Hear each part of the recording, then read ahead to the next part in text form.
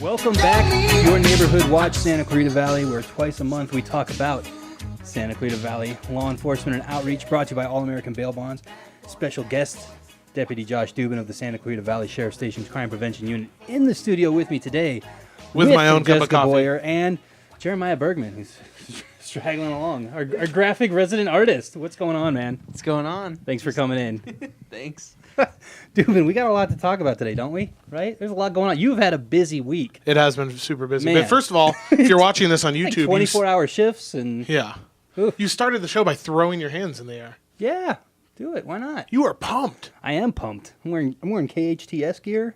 I saw the KHTS truck outside. It's Got a looking new good. wrap on it. Rewrapped. And new rims and tires. Thank you, Feathers. Yeah, we're looking sharp. Yeah. Got a website on there. Nice. All around. Are you driving that I around like the town? colors a little better now, too. It's like solid blue. You know I'm representing KHTS all around the Santa Clarita Valley. Do you remember? All I do. Do you remember the movie Back to the Future? Mayor Gordy Wilson. They had the big speaker on top driving around the town. I mean, I feel like saw them all. I feel like you should put a giant speaker on top of that truck and drive it around town broadcasting KHTS. Kyle, where are we with the giant Can we- speaker on the back of the truck? That's okay. It's in the works. You know, we got a couple things trying to get a traffic copter to the station. Yeah, Whoa. we've been working But- on a copter since the powerhouse fire. But the Just saying. speaker, bomb threat on Just it saying. as always. It's true. It's a true story. Lobbying, it's paperwork. You know, Kyle's the station manager, so you can imagine what's going on. Kyle said he'd give up his job for the helicopter, right? That's what I heard. That's what I heard. He's also is the ringleader at Circus Vargas on occasion. He's got a lot of, plate spinning on his Things deal. you know in Santa Clarita Valley. meals on his plate or whatever. All right, so what are we talking about today? A lot of crime prevention stuff. Yeah, I wanted to talk about some standoffs and some questions that people have had. There was an incident at a school that we want to talk about. I have an AB 109 Prop 47 report guaranteed to, I hope raise some eyebrows and inform some people. I think I found some very interesting information talking to Los Angeles County's, our Supervisor Antonovich for our 5th District, his Chief Justice Deputy. Isn't that the media's main job in life, to raise some eyebrows? Ideally, that's the goal. You don't want to just be throwing out news releases. You want to be spurring the conversation, right? Right. So you We have try to do something that. that's going to spur the conversation? I think so. Good for I think you. so. That's a little tease there. Good for me, for indeed. you. Thank you, Deputy. Words of encouragement from our community law I have enforcement nothing partners. but love. Oh, and you've got some stuff going on, right? Some shake-up in the CPU. Hearing about Yes. some changes. We have new team members we're going to be talking about and discussing. Correct. And if people want to also hear about what's going on in the Crime Prevention Unit, of course they can sign up for Nixle, right? Yes. How do they do that? I think that is probably one of the best ways to get information from the LA County Sheriff's Department. That would be www.nixle.com, Nixle.com. It's free. Or if Text you're your like phone. me and you don't remember things, you just type Santa Clarita Nixle, Nixle, into Google, and it'll basically take you to where you can sign up, right? Do you know that Google stopped pulling tweets into their searches a while ago, but that's coming back? Interesting. No, I didn't know that. So Where if you search something, so if I tweet something and then somebody Googles it, soon, you will be able to see those tweets in a Google search. That's interesting. Well, Google and Twitter have some kind of relationship, right? Don't they? I thought that they didn't, but then they did, and then they didn't. And now it's back. It's on again, off I again, think- like me and Kyle. Well, that's more off than on. It's true. It's always usually off. It's a Make it love-hate basic. relationship. There you go. So what's the first story that we're talking about today? Let's talk about the standoffs. Can we do that? Sure. There was an incident that was reported. We'll just say in the local media, local paper, and there was a question about some kids who were reportedly. This was called into the sheriff's station as some kids were reportedly breaking into this car. So sheriff's station deputies responded to this incident, guns drawn. It was in the middle of the day, but it was I believe it was at the Westfield Town Center Mall. Correct. That area. Okay. Correct. And what had happened is somebody, a witness, saw these kids look like they were trying to get into the car, or, maybe, the witness obviously wasn't exactly sure what was going on, but they reported some suspicious activity to the sheriff's station deputies. Right. Next thing these kids know, sheriff's station deputies are arriving on scene and ordering them out of the car at gunpoint. And what happened there? Why was it?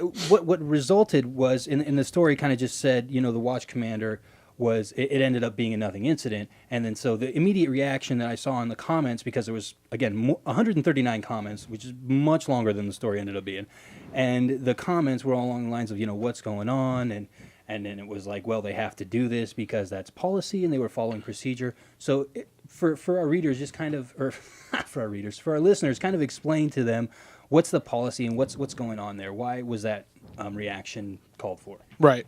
Well, I think I know what incident you're talking about. I was actually in Las Vegas the weekend. Did you have a nice little weekend? I did. I took a little weekend away in Las Vegas. Hey, what happens in Vegas stays in Vegas. We're not talking about that on the Neighborhood Watch. All right. Anyways, I think the incident that you're referring to did happen over at the mall, and it involved some younger people. The calls came in that they were trying to steal a car. And when deputies got there, apparently there was some type of issue with the ignition system of the car. So legitimately, from, again, what I understand, they were allegedly trying to hotwire their own car. Not a crime in itself. However, Obviously. if you're walking down the aisle in the mall parking lot and you see somebody holding two wires sparking together, would at least, it certainly raises an eyebrow. Because that's the thing, is that I've locked my keys out of my house and had to use a ladder and break into my own, climb up the trellis and hope that I left the window open. So the 6'5" Yeah, redheaded the 6'5" man, redheaded guy managed to sneak into his own home, and I was sitting there waiting for deputies to show up on my doorstep, hoping a nosy neighbor would call. I mean, I don't But even know what no. to say. That could be like Santa Yeah. or I'm Clifford kinda the Big laughing Red at you. Dog. It was a very serious issue. We'll talk about the resolution. We have to take a quick commercial break. We'll be right back on your Neighborhood Watch. the brought trellis- to you by All American Bail Bonds. The trellis held The up? trellis incident. Okay. Wow. Go to All right, commercial. We'll be back after this. Welcome back, Santa Clarita Valley. Here on your station, KHTS AM 1220 with the Neighborhood Watch, brought to you by All American Bail Bonds, where twice a month we talk about public service, community outreach, what's going on at the Santa Clarita Valley Sheriff Station, wrapping up my story about my own home break-in. Perry crawling up the side of his house on the trellis. How nobody called the deputies on me when I tried to break into my own house, which I sort of appreciate from a neighbor perspective, but also kind of concerned. If it had been a 6'5", large suspect trying to get into my home, I'm confused. I'm just, you were listening to the story, right? Yeah, I was still amazed by the trellis. the strength of it, the tensile. Anyways, so point being, we were getting to bring it back into our story. Right. The idea was that these people saw something suspicious in the parking lot of this mall. People were noticing that a situation that looked like a break-in was reported to the Santa Clarita Valley Sheriff Station, and Sheriff Station deputies responded. There was several units there, and talked to me a little bit about what happened. Right. And, I would think that, especially with a stolen vehicles oftentimes, obviously a felony crime in progress could lead to a pursuit. Oftentimes, when you recover a stolen vehicle, you find other things in the vehicle. There's been numerous incidents where firearms are recovered, narcotics, different things like weapons, other type of weapons. So, I discussed this with Captain Johnson and some of the community that we serve, called Captain Johnson and discussed it with him. And Captain Johnson, some of his previous assignments has been at our training bureau, or Los Angeles County Sheriff's Department training bureau. So he's very familiar with tactics and our department policies and different things like that. So I guess there was some concern regarding the response and detaining people at gunpoint and different things like that. So when it was all said and done, when the incident was all said and done, I guess the outcome was that these individuals were hot wiring their own car because there was some type of ignition problem and they wanted to leave. So no crime actually occurred. However, certainly suspicious and certainly warranted. Even my '93 Tercel started with a key. You know what I mean? So I don't know what kind of vehicle they were driving. They had the hot wire. Oh, the to get it Tercel. started, but it's time to take it in for that recall notice. Right. If you're hot wiring it to start it at the mall, I'm just going to say that. So, anyways. Yeah. So, again, people have the benefit of hindsight when they say, oh, it was just some kids there, but you guys don't know that when you show up and, to an initial call, right? Absolutely. So, I think that's probably why. And absolutely. And, this, and in 2015 alone, we've already had, vehicle thefts and residential burglaries and different things like that where firearms have been stolen. Right. So, we still have a number of outstanding firearms that we are looking for that have been stolen. So you never know. And I believe you guys have already had a couple pursuits from right. people who And we have had a number of pursuits. Matter of fact, we had a pursuit yesterday afternoon. So, we've had a number of pursuits with this Mr. Tucker, the person that we arrested this week. That was a pursuit Speaking of earlier high-profile that. cases So you just never know. You never know what you can get. We try and, err on the side of caution and obviously officer safety and safety for the residents that we serve and try and do the best job that we can. So And That's all I have to say about that. That's all there is to say. Jesse Tucker, you brought it up, so I'm going to ask some questions. You're going to grill me? Well, I'm going to what you? You're going to grill me? I'm going to grill you. I was there. The hot seat. No. I was there. You were at the Tucker. Was that Monday? I honestly, What day this was week. This week has kind of run together. I know it has. I went away on the last weekend, and And I'm where up did you until go? 3 or 4 a.m. I was up in Big Bear. Oh. It was lovely. Was it lovely? It Was it as lovely as Vegas? Fantastic. It was. We were up there for Kirsten's mother's 60th birthday. Gil Quinn, shout out. Wow. And it was a Oh, good that's time. extra points for you. Hopefully, Wow. Good job. if I can just start working out of the deficit now. Yeah. But yeah, no. And then at 3 a.m. we get word about the whole Matthew Warner situation, and Right. then we had the Jesse Tucker situation. We just had a lot of kind of high-profile cases and just incidents we don't usually have here in the Santa Clarita Valley. The Jesse Tucker case, that was. Tell me a little bit about the incident because you were there. Yeah, this incident started about 8 or 8:30 in the morning in the Stevenson Ranch area, and some landscaper gardeners were out doing their thing, working, and the truck was left running, or the key in the ignition. Mr. Tucker allegedly hopped in the truck, drove it down to now the Newhall area. There was some. And as if it's not enough, you're doing backbreaking landscaping work. But you look up and somebody's driving off in the truck that you came to work with, man. That is Come offensive. on. I agree. Dirty pool. So, Anyways. this individual allegedly makes it over to Newhall, where he stops the vehicle and contacts another individual about.